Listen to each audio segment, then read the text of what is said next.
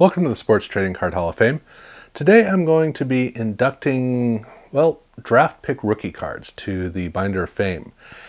And for draft pick rookie cards, I am referring to rookie cards of players who have just entered into the league, not for prospects. I'm talking about actual players who have just been drafted and they are basically complete unknowns in terms of their professional career.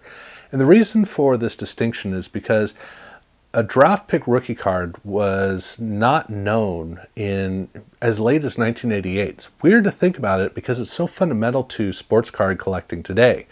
It is one of the foundations of true modern card collecting, or true modern era card collecting. But the fact is, it had to be invented in 1989. And the reason that it was such a late addition is because of two factors.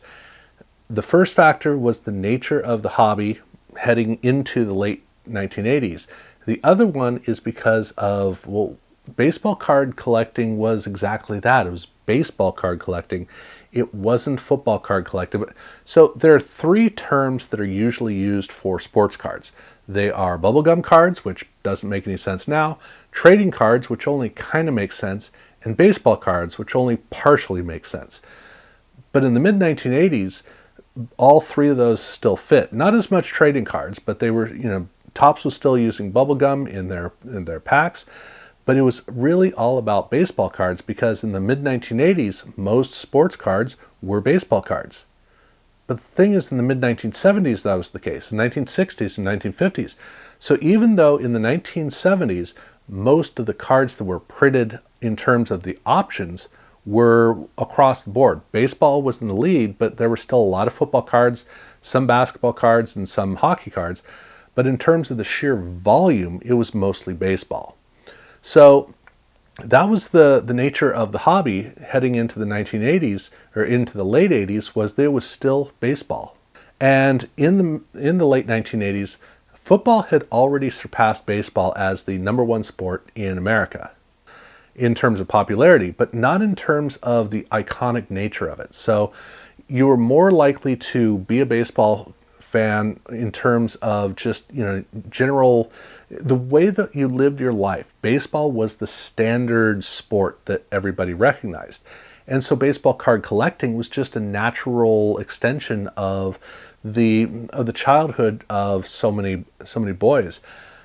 So football had to gain ground on that. Football had to step in the late 80s and take advantage of the fact that it now was the most popular sport, but it needed to become a part of the iconic nature of living in America, which was a bit of a journey.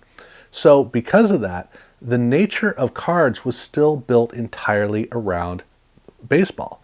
And in baseball, you don't care about the draft pick players because you have the minor leagues. And so what everybody does is they look at the minor leagues and they figure out who is exciting and looks like they're going to come up and make it into the majors.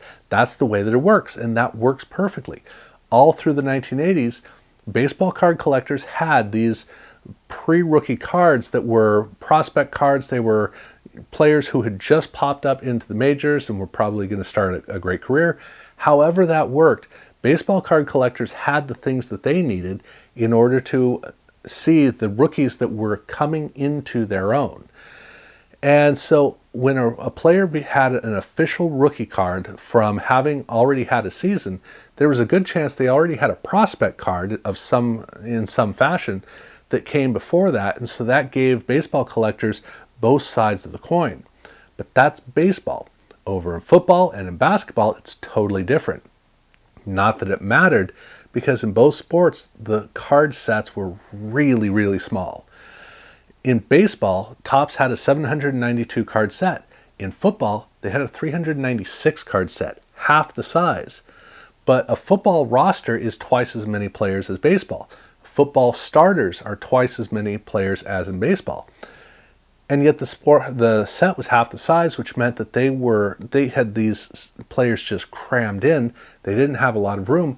They didn't have need to have a rookie card in the set.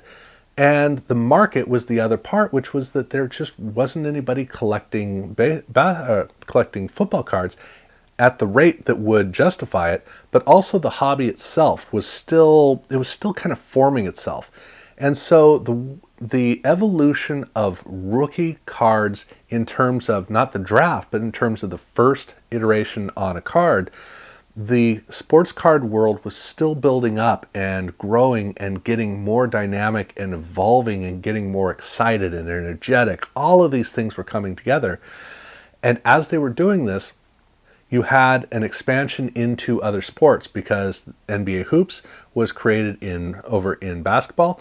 But over in football, we had two sets that popped up in 1989 that started to expand the realm of what options were available for football card collectors, which by having more options and having more exciting things was going to increase the awareness of collectors for football cards and really drive that market as well as in basketball.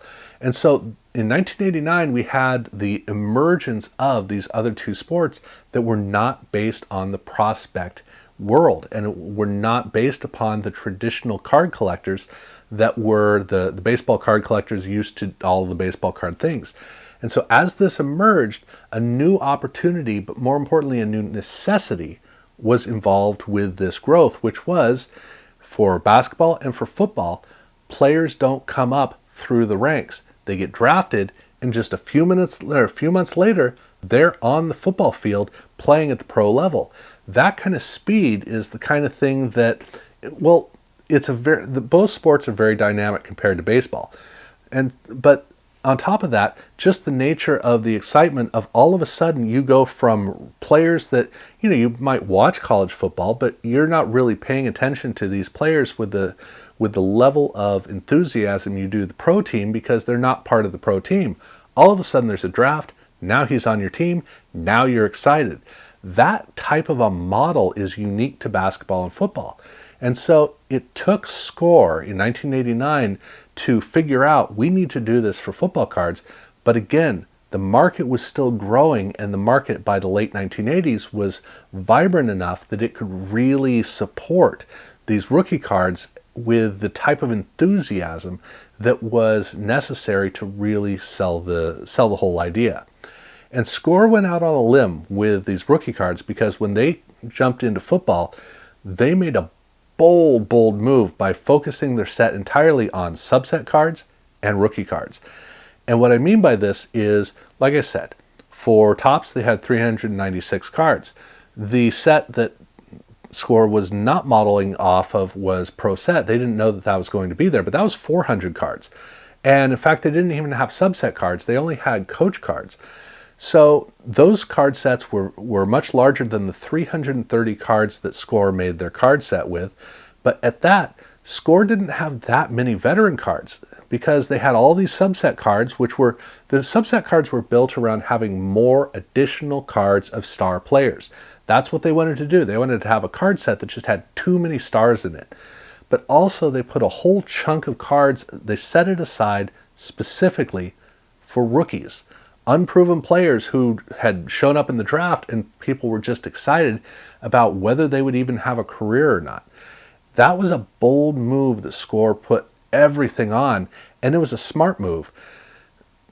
Partially because they were stepping away from the tradition of collecting teams, because that was a big part of how sports cards were built, was the fact that, like with Pro Set didn't have any subsets at all. No all-stars, no highlights, nothing.